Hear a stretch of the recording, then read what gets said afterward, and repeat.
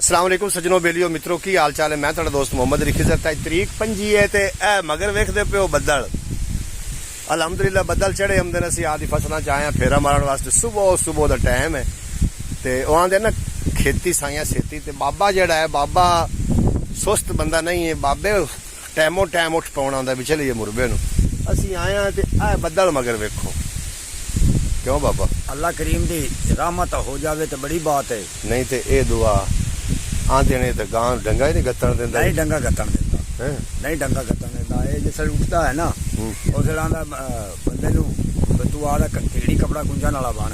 अच्छा ये तो हुण बोर्ड तो बदल तो बड़ा चढ़िया बहुत चढ़िया आंदा बदल जी ते वस्सी मैनूं लगदा अल्लाह करसी बस जसी मगरू मौसम निखर गया। हेठ मौसम निखर गया निखर गया। हाँ हेठ मौसम निखर गया। वसन के चांस है तो कोई मैं तकना भी कोई नहीं रोकन दे जाना हवा गया है ना हो सकता है ये बंदा मुझे लै जाएगा। ਆਪਾਂ ਵੀ ਮੇਰਾ ਟਾਈਮ ਹੈ ਚਲੀਏ ਆਪਣੀ ਝੁੱਗੀ ਸ਼ੁੱਗੀ ਕਾਈ ਨਹੀਂ ਜਿੱਥੇ ਕੋਈ ਬੰਦਾ ਵੜ ਜਾਵੇ ਤੇ ਬਿੱਜੇ ਹੀ ਖੜੇ ਹੋ ਗਏ। मेरे अल्लाह को पता है ਕੋਈ ਬਾਬਾ ਬੰਦਾ ਹੀ ਸੋਹਣੀ ਹੋਵੇ अल्हम्दुलिल्लाह अल्लाह करीम का बड़ा करम होया जी।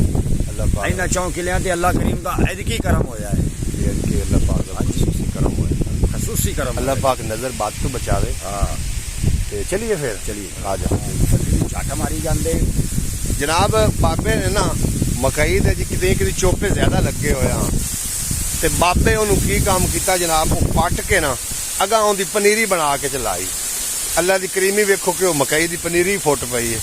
कभी जिंदगी च नहीं तुम सुने होना भी मकई की पनीरियां भी फुटियां लेकिन बाबे लाई है तो फुटी खलोती है जी तुहानू नजर आ रही ना ऐ मक्की ये जनाब समझो अद्धी पनीरी लगी हुई ते फुट गई। खुदाया तू ते कुदरता कमाल रखना है पत्थर विच कीड़ियां नू भी पाल रखना है बारिशां भी आप वसाउना है ते हौसले भी संभाल रखना है। अदरीस वेखना गत्ती खड़ा ना हाल क्या बात है हैं क्या बात है।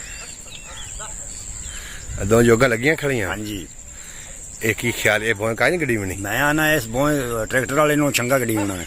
इस ट्रैक्टर वाले ने चंगा गड्डी हाँ जी वच्छे दो बाबा छेक लिया वच्छे लेने हैं यार हैं वच्छे बिल्कुल लेने हैं हाल पंजाली याद ही बना के। अदरीस की हाल चाल हैं अल्हम्दुलिल्लाह तू सुना आज तो कोई पिछला वेड़ा याद कराई खड़ा है।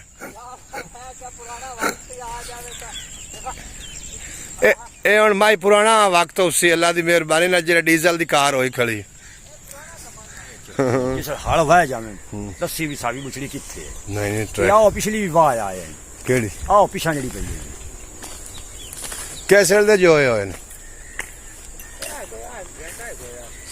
मैं वेखे ना ओड़ वगदी पई हां पता तो पे लगदा ना भी ओड़ वगदी पई ढगे लाऊंगा आदरीस के आपा तो बढ़िया बनाइया शहवा मां पे सारा कुछ पे होया है डग्गे आ गए ढगे सिर्फ लेने बाकी सारा कुछ पे आए सही हो गया इंदे कोल खाली पई है या वा कृपा पे यार ट्राली वाले नो सियाने आ सानू राह नहीं लभना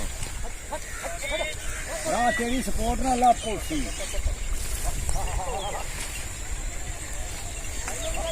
मार करो उन्होंने पट पुट सट हाँ